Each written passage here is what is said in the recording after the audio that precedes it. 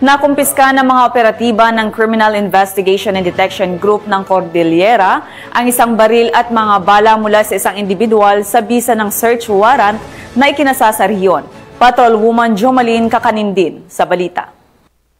Sa mas pinigting na kampanya ng kapulisan ng Cordillera laban sa kriminalidad at ilegal na armas, nakumpiska ng CIDG Cordillera sa ilalim ng pamumuno ni Police Colonel Redante Ariza ang isang caliber 45 na baril na may serial number, isang magazine at 6 na bala sa isang individual matapos isagawa ang uplan paglalansag Omega sa bisa ng search warrant sa Santa Marcela, Apayao nito lamang ika-28 araw ng Agosto taong kasalukuyan.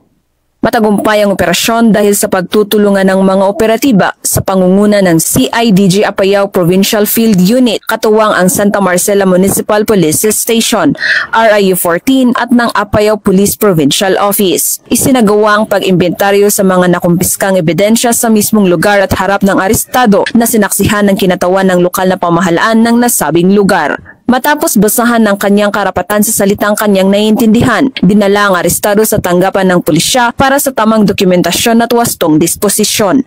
Mahaharap ngayon ang arestado sa kasong paglabag sa RA 10591 o mas kilalang Comprehensive Firearms and Ammunition Regulation Act. Ang matagumpay na operasyon ay patunay na ang pambansang pulisya ay mas pinapaigting ang pagpapatupad ng batas upang mapanatiling ligtas at payapa ang komunidad tungo sa isang bagong Pilipinas. Mula dito sa rehiyon ng Cordillera, ako ang iyong PNN correspondent, Patrolwoman Jomalyn Kakanindin, alagad ng batas, tagataguyod ng Balitang Pulis. Maraming salamat, Patrolwoman Kakanindin.